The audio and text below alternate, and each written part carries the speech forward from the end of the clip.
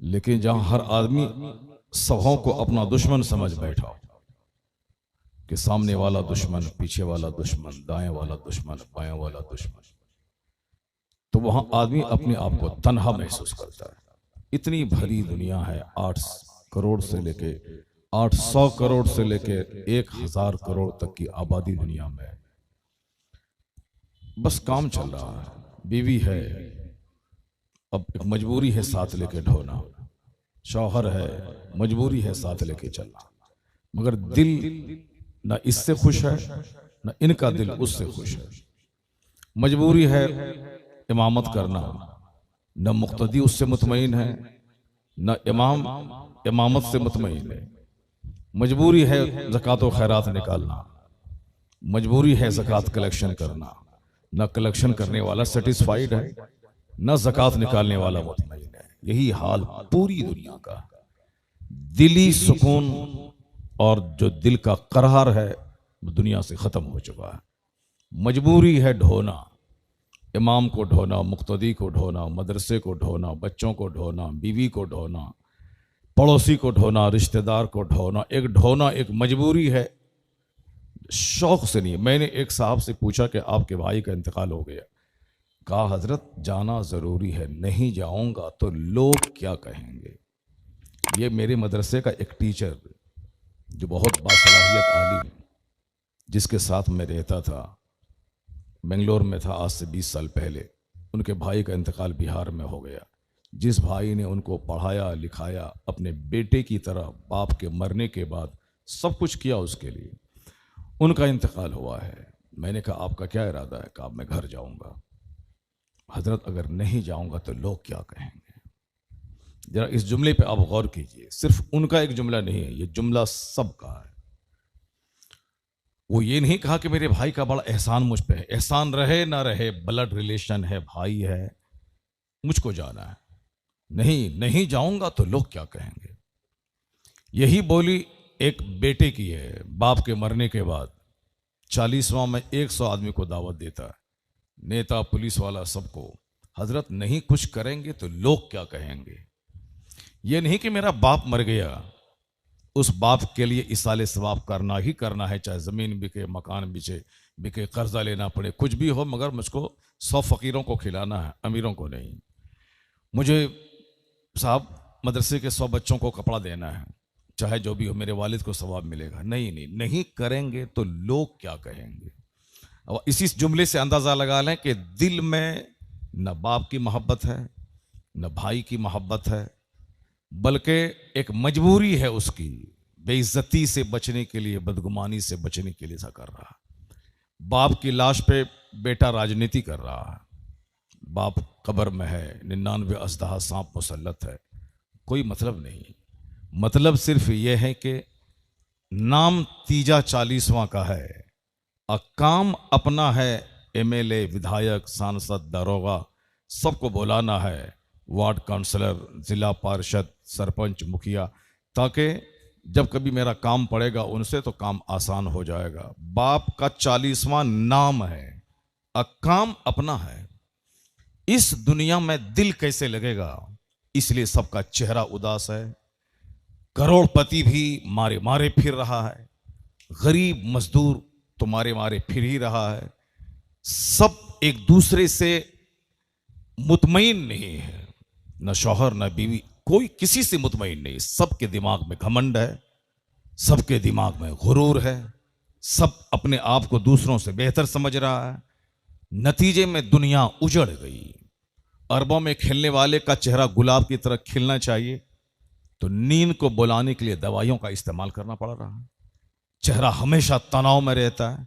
10 करोड़ रुपए हैं, 20 करोड़ का होटल बनाना है, अब 10 करोड़ बैंक से कर्जा लिया है, 10 करोड़ दूसरे से हाथ का कर्जा लिया, अब आमदनी घट गई तो अब सिवाय जहर खा के मरने के, खुदकुशी करने के अलावा कोई रास्ता नजर नहीं आ रहा। कैसे मुतमईन रहेगा आदमी? मुतमईन कैसे रहेगा आदमी? अपनी बीवी से बात करने को दिल नहीं चाहता, दूसरों की बीवी के साथ 1-1 घंटे तक फोन से चिपका रहता, घर में तबीयत नहीं लगती, घर से भाग के चौक पे 1 घंटा बैठा हुआ। सारी दुनिया उजड़ी हुई है। इसका सिर्फ एक ही कारण है कि अल्लाह रब्बुल इज़्ज़त ने जिस काम के लिए बंदे को पैदा किया था, ज़मीन मेरी है तुम रहना सहना, इबादत मेरी करना, हवा मेरी है सांस तुम लेना, जिंदा रहना मगर जिंदा मेरे लिए रहना, मेरी इबादत करना। आसमान शामियाने की तरह सर के ऊपर में है ताकि तेरा दिल वहशत से फट ना जाए। वह जब मैं देखता हूँ आसमान को और ऊंची जगह पे रहता हूँ तो देखता हूँ कि चारों तरफ से आसमान गिरा हुआ है और सामने आसमान छत की तरह, यही एक दुनिया है। लेकिन मालूम है कि कितने हजार साल आदमी चलता रहे तो दुनिया के कॉर्नर पे नहीं पहुंच पाएगा, लेकिन बंदा को लगता है कि आसमान जाके अगले गांव में गिर गया है। यही हमारी दुनिया है, जैसे पिंडार हमारी दुनिया है, मेरा घर मेरी दुनिया है, उसी तरह यह दुनिया एक बिल्कुल महदूद लगती है, मगर किस कदर ला महदूद है यह दुनिया, वो तो दुनिया का भ्रमण करने वाला जानता है। अल्लाह ने इसीलिए आसमान को दिया ताकि लगे कि हम घर के अंदर हैं। अगर बीच से आसमान हट जाए तो आदमी का सीना वहशत से फट जाए। ये अल्लाह ने मेरे लिए इंतजाम किया है ताकि तुम्हारा दिल दुनिया में लगे। और दिल क्यों लगे? ताकि तुम मेरी इबादत करो। अल्लाह ने हमारे लिए चावल और गेहूं दिया ताकि तुम पेट भर के खाओ। जिंदा रहने के लिए खाना जरूरी है, लेकिन क्यों खाओ? मेरी इबादत के लिए। सिर्फ रोटी चावल तुझको नहीं चाहिए, तुझे दूध भी चाहिए। तो मैंने माँ की छाती का दूध तुझको दिया 2 साल तक। 2 साल के बाद यह दूध हराम है तो अब मैंने तेरे लिए बकरी गाय भैंस का दूध दिया। 90 साल के बुढ़ापे तक तेरी जरूरत है, दूध खाता रहो। दूध के बगैर सेहत ही नहीं बनेगी, कैल्शियम ही नहीं मिलेगा। तो माँ की गोद में माँ का दूध, गोद से हटने के बाद भैंस का दूध, गाय का दूध, बकरी का दूध, ये सब दूध तुम्हारे लिए। मगर सिर्फ सब्जी नहीं चाहिए, कद्दू और साहब आलू भिंडी पलवल, तुम्हें गोश्त चाहिए। गोश्त बदन की ज़रूरत है। ये परिंदा है, इसका गोश्त खाओ। ये मुर्ग है, इसका गोश्त खाओ। ये गाय भैंस है, उसका गोश्त खाओ। ये साहब ऊँट है, इसका गोश्त खाओ। ये बकरा है, इसका गोश्त खाओ। इसके चमड़े से अपनी चप्पल बनाओ ताकि चमड़े को चमड़े से राहत मिले। और तुम प्लास्टिक की चप्पल पहनेगा तो 1 दर्जन बीमारी होगी। चमड़े को चमड़े से राहत मिलती है। इन जानवरों का गोश्त तुम खाओ, जब तक वो जिंदा रहे उसकी पीठ पे सवारी का काम तुम लो, और फिर जरूरत पड़े उसे ज़बह करके गोश्त खा लो। ये सब तुम्हारे लिए है। दूध तुम्हारे लिए, आम तुम्हारे लिए, सेब तुम्हारे लिए, संतरा तुम्हारे लिए। सिर्फ आम ही काफी था, फलों का राजा, लेकिन आम नहीं, आम के अलावा संतरा भी चाहिए। संतरा 1 दर्जन बीमारी का इलाज है। नारियल का पानी 1 दर्जन बीमारी का इलाज है। अनार, 1 अनार 100 बीमार यानी 100 बीमारी का इलाज है। केला 100 बीमारी का इलाज है।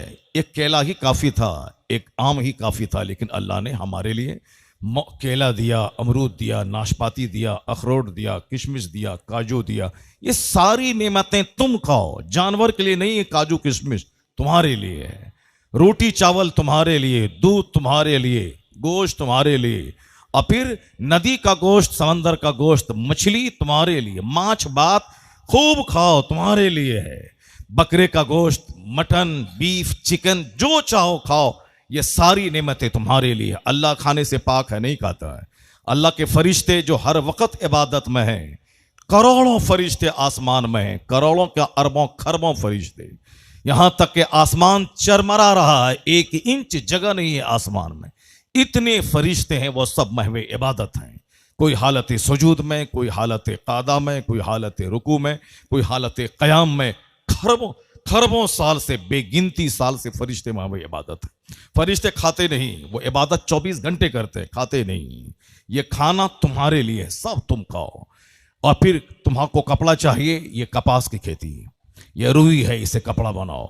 ये रेशम का कपड़ा बनाओ, अपनी औरतों को पहनाओ। तुम्हारे लिए हराम है, औरतों को रेशम पहनाओ। औरतें नर्म हैं, उसको नर्म लिबास चाहिए। उसको जीन्स और टी शर्ट मत पहनाओ, उसको ढीला ढाला लिबास पहनाओ। जीन्स पहनाओगे तो उसके बदन में आग लगेगी और दुनिया में ज़िनाकारी फैलेगी। नर्म लिबास पहनाओगे रेशम, उसका दिमाग भी नर्म रहेगा, आंखों में हया रहेगी, जिस्म में पाकिज़गी रहेगी, चेस्टिटी, शाइनेस, यानी जो औरतों की क्वालिटी है वो क्वालिटी रहेगी। जहाँ चुस्त लिबास पहनाए, बदन में गर्मी पैदा होगी। फिर आंख आवारा होगी, जबान आवारा होगी, हाथ आवारा होगा, बदन आवारा होगा। जब तक हाथ दूसरे से लगे नहीं, चैन नहीं मिलेगा जब तक किसी से बात ना करे, करार नहीं मिलेगा जब तक किसी चुस्त लिबास पहनाए, बदन में गर्मी पैदा होगी, फिर आंख आवारा होगी, जबान आवारा होगी, हाथ आवारा होगा, बदन आवारा होगा। जब तक हाथ दूसरे से लगे नहीं, चैन नहीं मिलेगा जब तक किसी से बात ना करे, करार नहीं मिलेगा जब तक किसी अजनबी को नहीं देखे। उसके बदन में आग लगी होगी, उस आग को बुझाने के लिए उससे घर के बाहर निकलकर दूसरों से आंख लड़ानी पड़ेगी। शौहर रहे ऊंट चराए सऊदी अरब में, यहां चरवाहे से मुंह काला करना पड़ेगा। तुम बाहर ही रहो, मत आना वहां से। यहां तुम पैसा सिर्फ भेजते रहो, बाकी सारी मस्तियां यहां होती रहेंगी। यानी अगर अननेचुरल लिबास आपने पहनाया, लिबास जो नेचर के खिलाफ है, तो यही सारे ड्रामे होंगे जो कुछ दुनिया में हो रहा है। रेशम औरतें पहने, सोना औरत पहनेगी, चांदी औरत पहनेगी, जाफरान औरत लगाएगी, रंग अपने मेहंदी औरत लगाएगी। लेकिन ऐसी विडंबना है कि अब मेहंदी मर्द लगा रहे हैं, काला खिजाब मर्द लगा रहे हैं, और साहब रेशम का कपड़ा मर्द पहन रहे हैं, सोना मर्द पहन रहे हैं। सारा काम उल्टा पुल्टा हो रहा है। जब सारा काम उल्टा पुल्टा होगा तो दुनिया में चैन कहां से आएगा, दुनिया में मजा कहां से मिलेगा, दुनिया में रहने में लज्जत कहां से मिलेगी। निगाहों के सामने एक आदमी अपनी बीवी को दूसरों की बाहों में झूलता हुआ देखे, उसको चैन कहां से मिलेगा। निगाहों के सामने अपनी बेटी को दूसरे मर्दों के कैद में देखे, उस बाप को करार कहां से मिलेगा। निगाहों के सामने एक बीवी अपने शौहर को दूसरों के घर में देखे, उसे चैन कहां से मिलेगा। उल्टा पुल्टा काम दुनिया में आग लगा दिया है। इतनी सारी नेमतें अल्लाह ने मेरे लिए पैदा की, खाने पीने कपड़ा पहनने की सारी नेमतें अल्लाह ने दी। तो इन नेमतों का शुक्र यही था कि खाऊं रब का और यह पेशानी कहीं दूसरी जगह ना झुके। सारी नेमतें रब की मैं इस्तेमाल करूं और इस पेशानी को रब की बारगाह में पेश कर दूं। सुभान अल्लाह, सुभान यानी अल्लाह। सजदा रब के लिए, इबादत रब के लिए, काम अल्लाह रब्बुल इज्जत के लिए। और जब तक ये काम दुनिया में होता रहा, झोपड़ी में बादशाहों जैसा सुकून था, नमक रोटी में सेब संतरा ड्राई फ्रूट से ज्यादा ताकत थी, और फूस के घर में भी एसी से ज्यादा गहरी नींद आती थी। लेकिन आज 160 मंजिला मकान में भी बदन में आग लगी है, एसी चल रही है, दिमाग में आग लगी है, और साहब 10 करोड़ की कार पे बंदा चल रहा है, मगर दिल को करार नहीं है। 1 दर्जन बीमारियां, 1 दर्जन दवाइयां, फिर भी उसके बाद चेहरा उजड़ा हुआ। इसका इलाज है कहां? इसका इलाज यही जलसा देता है, यही जुलूस दे रहा है, यही फकीरों की सोहबतें दे रही हैं। दूसरे लोग तो मकान बनाने का फॉर्मूला दिया, मकान बन गया, करार कहां गया। दूसरे लोग कार खरीदो, डॉक्टर बनो, नीट निकालो, MBBS बनो, 5 लाख डेली कमाओ, 10 करोड़ की कार पे चलो, मजा मिलेगा। जो 10 करोड़ डेली कमाता है वो जहर खा के मर रहा है, करार कहां आया। अब पैसा कमाओ, नौकरी में जाओ, अपने घर को सामान से सजाओ, 1 लाख का सोफा, 10 लाख की कारें, AC, एयर कंडीशन, साहब कूलर, सारी नेमतें घर में मौजूद हैं, मगर लड़ाई झगड़ा लत्तम जुत्तम घर जंग का अखाड़ा बना हुआ है। सोफा आ गया, करार कहां गया। कार आ गई, चैन कहां गया।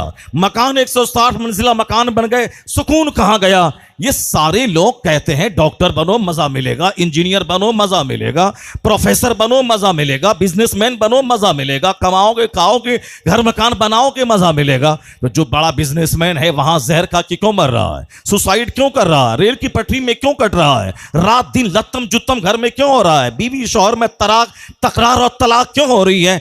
इसका मतलब है कि बंदा कमजोर है, बंदे का फॉर्मूला कमजोर है, बंदे का फॉर्मूला गलत है कि मकान में सुकून मिलेगा, डॉक्टर बनने के बाद चैन मिलेगा, इंजीनियर बनने के बाद चैन मिलेगा, जोकर की तरह बाल रखने, कंगन पहनने, सोने का लॉकेट पहनने के बाद करार मिलेगा। तो दुनिया ने तो आजमा लिया, जोकर की तरह बाल भी रखा, गले में सोने का लॉकेट भी पहना, हाथ में बाला भी पहना, और चड्डी भी औरतों ने पहना ताकि मजा आ जाए। मर्दों ने जीन्स और टाई, कोट और शर्ट, 3 पीस भी पहना ताकि मजा आ जाए। मगर उसके बावजूद दुनिया में लुत्फ है कहां, मजा है कहां। अरब पति खुदकुशी कर रहा है, फांसी के फंदे पे लटक रहा है। सुशांत सिंह राजपूत करोड़ों में खेलने वाला, फिल्म का एक्टर, नाचने वाला, वह फांसी के फंदे पे लटक गया। चंद महीने के बाद करोड़ों कमाने वाली हीरोइन जो अपना चेहरा बेच के कमाती थी, अपने जिस्म की नुमाइश करके करोड़ों कमाती थी, आखिर उसे खुदकुशी करने की हाजत क्यों आई? पटना का एक अरबपति अपनी बीवी बच्चों के साथ फॉरेन से घूम के आया था, अपनी पिस्तौल से अपने सारे परिवार को समाप्त कर देने की क्या जरूरत थी? नागपुर का अरबपति अभी 15 दिन पहले अपनी कार को लॉक करके पेट्रोल छिड़कर आग लगा के अपनी और अपने जवान बेटे और अपनी बीवी की जिंदगी को तबाह करने की हाजत क्या थी? अमेरिका का $1 लाख कमाने वाला इंजीनियर 5 मंजिला मकान से छलांग लगा के जान दे दी, हाजत क्या थी? साहब, टीएमसी का एक कैडर लीडर जो 25-30 साल से एमएलए था और फिर उसको ऊपर से नीचे कूद कर जान देने की जरूरत क्या थी? इसका मतलब निकला कि फॉर्मूला गलत है कि मकान मिलेगा तो मजा मिलेगा, गाड़ी आएगी तो मजा मिलेगा। यह सारा फॉर्मूला बंदे का फॉर्मूला गलत। अल्लाह का फॉर्मूला इस जलसे में बताया जाता है, मदरसे की चटाई में बताया जाता है, जुमा के खिताब में बताया जाता है। अला बिज़िक्रिल्लाह तत्मइन्नुल कुलूब। जान ले के दिलों का आराम तो अल्लाह की याद में रखा अल्लाह ने। दिलों का आराम अल्लाह की इबादत में है, तिलावत में है, जिक्र इलाही में है। जिक्र बढ़ता जाएगा, तिलावत बढ़ती जाएगी, अल्लाह की याद बढ़ती जाएगी, और चटाई में भी रेशम के कमरे में रहने से ज्यादा सुकून अल्लाह अता फरमाता चला जाएगा। बीर नारे रिसालत, मसलके आला हजरत, उलमाए अहले सुन्नत, उर्से आला हजरत, नारे तकबीर, नारे रिसालत। हजार इनकार करे इस फॉर्मूले का नहीं कर सकता। यह सच्ची बात है, यह फैक्ट है, यह हकीकत है। कोई हजार बोले हम नहीं मानेंगे, उस दीवाने की बात, पागल की बात नहीं मानी जाएगी। कोई बोले कि अभी रात नहीं है, वो पागल है। कोई बोले कि सूरज नहीं निकलेगा 10 घंटे के बाद, वो पागल है। कोई बोले कि साहब अभी गर्मी का मौसम नहीं है, वो पागल है। कोई बोले कि सब दिन जाड़ा ही रहेगा, वो पागल है। ऐसा नहीं होता है। कोई बोले कि मैं सब दिन जिंदा रहूंगा दुनिया में, उससे बड़ा गधा कोई नहीं। जो बोले कि सब दिन मेरी दाढ़ी के बाल काले रहेंगे, उससे बड़ा मजनू कोई नहीं। जो बोले कि सब दिन मैं बचपन में रहूंगा, बचपन हमेशा रहेगा, पागल है। बचपन के बाद जवानी आएगी, जवानी के बाद बुढ़ापा आएगा। अगर जिंदगी रह गई, मर गया तो मर गया। बचपन, जवानी, बुढ़ापा, 3 ही स्टेज हैं, इसके अलावा और कोई स्टेज नहीं आता। देखते ही देखते बच्चा पैदा हुआ, जवान हुआ, मर गया। यह हकीकत है कि हमारी निगाहों के सामने हजारों लोग मरते हैं। यह हकीकत है कि मैं सैकड़ों को कांधा देता हूँ। यह हकीकत है कि मैं अरबपति को मरते हुए देखता हूँ, लेकिन हमने उससे कोई सबक हासिल नहीं किया। दूसरों के तीजा में अपना तीजा देखना चाहिए, दूसरों के जनाजे में अपना जनाजा झांक के देखना चाहिए, दूसरों की बरसी, दूसरों के 40वां में अपना 40वां देखना चाहिए, दूसरों के उर्स में अपना उर्स देखना चाहिए, दूसरों की मौत में अपनी मौत झांक के देखना चाहिए। वो भी मेरी तरह आदमी था, उनके भी दिमाग में बहुत सारी ख्वाहिशात पल रही थीं। इस मकान के बाद उस मकान, उस मकान के बाद उस मकान, उसके बाद वो प्लान। उसके दिमाग में भी मेरी ही तरह प्लान चल रहा था। मेरी ही तरह उसके दिमाग में एक जुनून था कि पूरे कलियाचक का सबसे बड़ा मालदार मुझको बनना है। उसके दिमाग में जुनून था कि मैं सबसे बड़ा हाई स्टाइल मार्केट में बनाऊंगा जो कोई नहीं बनाएगा। सारी चीजें रह गई, वो खुद चला गया। आए दिन बूढ़े रह गए, कैंसर से पीड़ित। 10 साल से एड़ी रगड़ रहा है बिस्तर पे, मौत नहीं आ रही। 18 साल का जवान चल दिया, 25 साल का जवान चला गया। घमंड ने मुझको तबाह कर दिया, अपनी अक्ल पे एतमाद इसने मुझको तबाह कर दिया, अपनी सेहत और जवानी पे गुरूर इसने मुझको तबाह कर दिया। अल्लाह ही मेरा खालिक है, अल्लाह ही मेरा मालिक है, तो अल्लाह का फॉर्मूला सबसे ज्यादा मुस्तहकम और मजबूत फॉर्मूला है। अल्लाह ने अपने महबूब को हमारे लिए मॉडल बना के भेजा है। कैसे जीना है मुस्तफ़ा को देख ले, कैसे तुम्हें शादी ब्याह करनी है अपने महबूब को, अपने पैगंबर को देख ले, कैसे अपने पड़ोस से सलूक करना है, अपनी बीवी अपने बच्चों को कैसे पालना है, मुस्तफ़ा को देख ले। यानी हुजूर एक कंप्लीट आइडियल का नाम है, जिन्होंने इस दुनिया को एक ऐसा नमूना दिया कि आज तक कोई वैसा नमूना किसी दूसरी जात में देख ही नहीं सकता है। भले ही कोई अपने लोगों को हीरो बना दे, अलग बात है, दुनिया का सारा हीरो इनकम्प्लीट है। कोई राजनीति करता है, मजहब नहीं आता है, कोई मजहब की बात बोलता है, सियासत नहीं आती। कोई साहब क्रिकेट की दुनिया का बाताज बादशाह है, उसे और दूसरे फील्ड में महारत हासिल नहीं। कोई लिटरेचर पढ़ाता है, किताबें लिखता है, दूसरा हुनर उसके पास नहीं। कोई खिताब करता है उसके पास दूसरी सलाहियत नहीं है, कोई राजनीति करता है उसको मजहब से कुछ लेना देना नहीं है। आदमी वही है जो हर एतबार से परिपूर्ण हो, आदमी वही है परफेक्ट जो हर एतबार से कामिल हो, वही इंसान कामिल है, वही रहनुमाए कामिल है, वही परफेक्ट मॉडल है जो इंसानी जीवन के हर क्षेत्र को टच किया हो, जिसमें सारे लोग अपने लिए रोशनी और रहनुमाई का ग्रामी है। तो वाहिद जात मुस्तफा जाने रहमत की जाते ग्रामी, वही परफेक्ट मॉडल है, हर एतबार से कामिल मुकम्मल अकमल है। वो कहीं से कोई डिफेक्ट, कहीं से कोई डिमेरिट, कहीं से कोई डाउट, कहीं से कोई शक नहीं है। वहां अगर किसी ने शक निकाला है तो यह उसके अपने दिमाग की पैदावार है, अगर किसी ने उसमें कोई कमी तलाश की है तो यह उसके अपने वजूद की कमी है, वरना मुस्तफा जान रहमत की जिंदगी में कोई चीज, कोई डिमेरिट, कोई कमी है ही नहीं। आजकल चंद जोकर मिलकर के सरकार की शादी के ताल्लुक से चंद बकवास कर रहे हैं और उसमें ऐब तलाश कर कुछ नहीं मिला है। तो बस एक बात है कि 9 साल की एक लड़की से आपने शादी कर ली, 6 साल की लड़की से शादी कर ली, 9 साल की उम्र में आपने अपने घर में ले आए, कुछ नहीं मिला तो बस एक पॉइंट मिला है, इसी एक पॉइंट को लेकर हाईलाइट कर रहे हैं। मैं कहना चाहता हूं आप भी गौर से सुन लें, आपके बच्चे भी सुन लें, मजलिस से उठ के ना जाइए। डेली जलसा नहीं होता है यहाँ पर कलियाचक के अली नगर में, डेली जलसा नहीं होता है, जलसा साल में 1 बार 2 बार होता है। अब तो डेली सोते हैं और डेली 8 घंटे की गहरी नींद लेते हैं। कभी कभी फकीरों के पास बैठा कीजिए, कभी कभी आलिमों की सोहबत में रहा कीजिए, कभी कभी जाग कर अपने सीने का जंग और सीने का घमंड मिटाने का सामान क्या कीजिए, नसीहतें सुना कीजिए, सुनने का असर होता है। आप गुलाब को देखते हैं तो उसका सीधा असर यहाँ दिल और चेहरे पे होता है, आप किसी कटीली चीज को देखते हैं तो उसका असर दिल और चेहरे पे होता है, आप किसी इमली और लीमू और अचार को देखते हैं तो उसका सीधा असर चेहरे और जबान पे होता है। किसी रोती बिलखती औरत को देखते हैं जो लाश के सामने रो रही है, उसका सीधा असर आपके वजूद पे होता है। किसी को मुस्कुराता देखते हैं तो उसका असर आपके बदन में होता है। सांप को देखते हैं तो देखने के बाद उसका असर बदन पे होता है। देखा ही तो था मगर आदमी का सारा बदन मुर्तइश हो जाता है, देखा ही तो था चेहरा गुलाब की तरह खिल जाता है, सुना ही तो था, सुनने के बाद बदन में हरकत पैदा होती है। तो वाज सुनने से आदमी का दिल पसीज जाता है, वाज सुनने से दिल नर्म होता है। बहाना है गौसे आजम के उर्स का, मतलब है लोगों के दिल को नर्म करना। बहाना है उर्से गरीब नवाज का, मतलब है बंदे को अल्लाह से करीब करना। मतलब है उर्से आला हजरत का, मकसद है बंदे को अल्लाह से करीब करना। इन नेक बंदों का चर्चा हमें नेकी की तरफ अग्रसर करता है। नेक लोगों का चर्चा हमें नेक बनने का शौक अता करता है। वरना ऐसा नहीं कि उर्स में चादर गागल संदर जुलूस निकाला बस मेरा काम हो गया, नहीं। इसीलिए है उर्स ताकि उन नेक बंदों की जिंदगी मेरे सामने आ जाए और मैं अपने दर्द का इलाज उसमें तलाश कर लूं, मैं अपने प्रॉब्लम्स का सॉल्यूशन उसमें तलाश कर लूं। हुजूर ने कहा था नहे तो कुम अन ज़ियारतिल क़ुबूर, मैंने तुमको कब्रों की जियारत से रोका था, मगर अब मैं तुमसे कहता हूं फज़ूरूहा, उसकी जियारत क्या करो। फ़इन्नहा तुज़हिदु फ़ी दुनिया व तुज़क्किरुल आखिरा। हुजूर कहते हैं कि कब्रों की जियारत से मैंने तुझको पहले रोका था, मगर अब मैं कहता हूं कि जियारत क्या करो।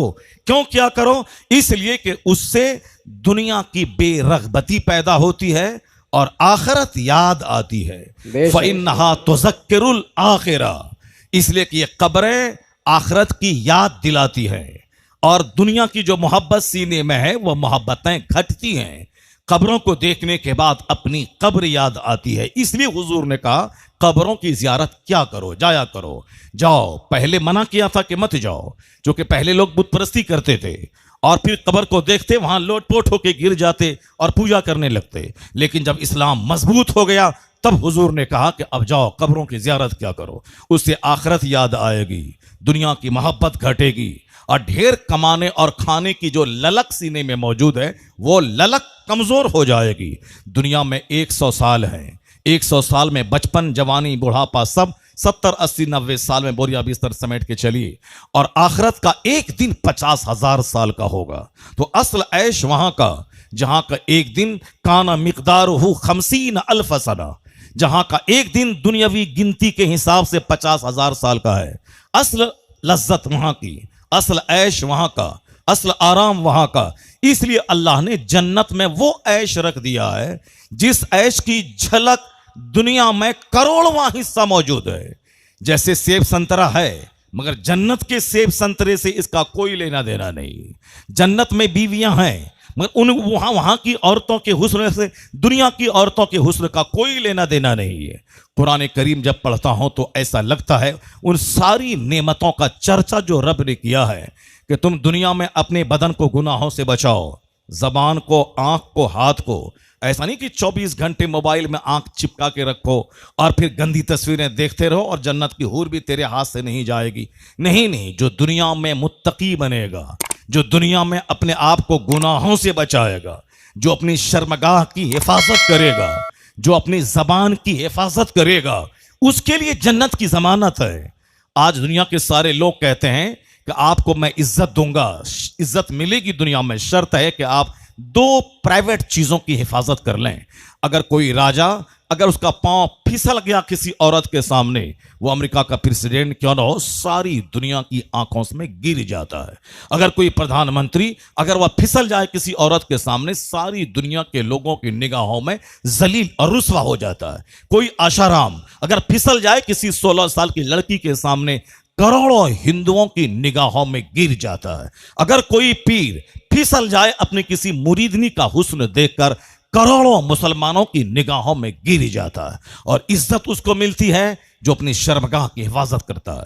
इज्जत उसको मिलती है जो अपनी जबान की हिफाजत करता है, जो जबान में जो आता है बक देता है। गाली बक दिया, गीबत कर दिया, चुगलखोरी कर दिया, लगाई बुझाई कर दिया, इज्जत के खिलाफ कोई जुमला बोल दिया, माँ की ढेकी कर दिया, नाम बिगाड़ के बोल दिया, जूता खुलता है चेहरा लाल कर देता है। अभी तो मुंह, पान खा के मुंह लाल कर रहा था और 2 मिनट के बाद जूता से मुंह लाल होता। क्यों? ये जबान खराब हो जाती है। ये जबान ही आदमी को जलील कर देती है और शर्मगाह का गलत इस्तेमाल आदमी को जलील कर देता है। तो आज दुनिया के रहनुमा कहते हैं इन दोनों चीज में स्ट्रांग रहिए। जबान स्ट्रांग, शर्मगाह स्ट्रांग, आप तो रहनुमा बन जाएंगे, आप समाज के कायद बन जाएंगे, समाज के लीडर बन जाएंगे, लोग आपको इज्जत की निगाह से देखेंगे। ये दुनिया की भाषा है। मगर मुस्तफ़ा ने क्या फरमाया? हुजूर कहते हैं मैं यजमल्ली मा बैन रिजले व मा बैन लहये अजमन लहुल जन्ना। दुनिया के रहमते दो आलम मुस्तफ़ा, दुनिया के सबसे बड़े रहबर और रहनुमा मुस्तफ़ा, दुनिया के सबसे बड़े कायद मुस्तफ़ा, दुनिया के सबसे बड़े रिफॉर्मर मुस्तफ़ा, वो क्या कहते हैं? मैं यजमल्ली मा बैन रिजलई व मा बैन लहयई। हुजूर कहते हैं दोनों टांग के बीच में जो पाट है, जो उसकी सुरक्षा की जमानत मुझको दे दे। और हुजूर कहते हैं 2 जबड़ों के बीच में जो जबान है, जो उसकी सुरक्षा की जमानत मुझको दे दे। जन्नत के मालिक मुस्तफ़ा कहते हैं अजमल लहुल जन्ना, मैं उसे जन्नत की बशारत देता हूं।